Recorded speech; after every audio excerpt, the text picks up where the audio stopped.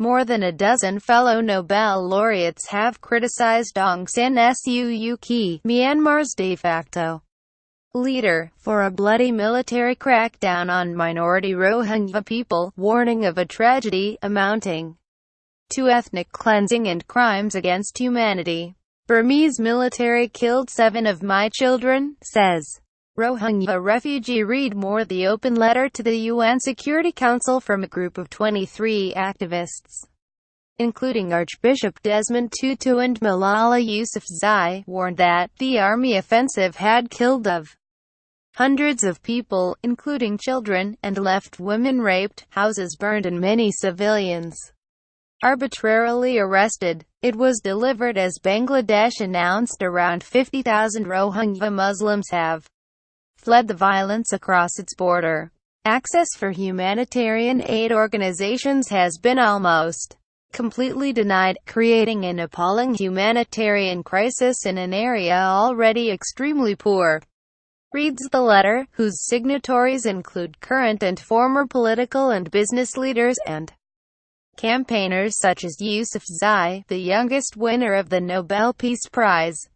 Some international experts have warned of the potential for genocide. It has all the hallmarks of recent past tragedies.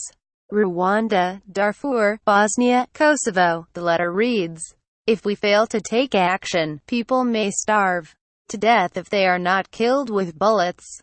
The government of predominantly Buddhist Myanmar says it is responding to several attacks carried out by Rohingya militants that killed 9 police officers on the 9th of October. But the signatories to the letter said the army's response had been grossly disproportionate. It would be one thing to round up suspects, interrogate them and put them on trial, the letter said.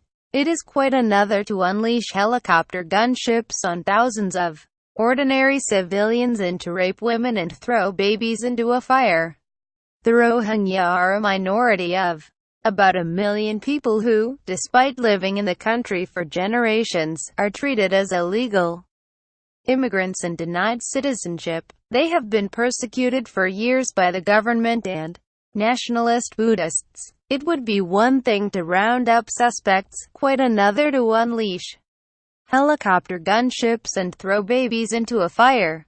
Letter to UN Security Council. The recent bloodshed is the most deadly since hundreds were killed in clashes in 2012 and more than 100,000 were forced into squalid camps.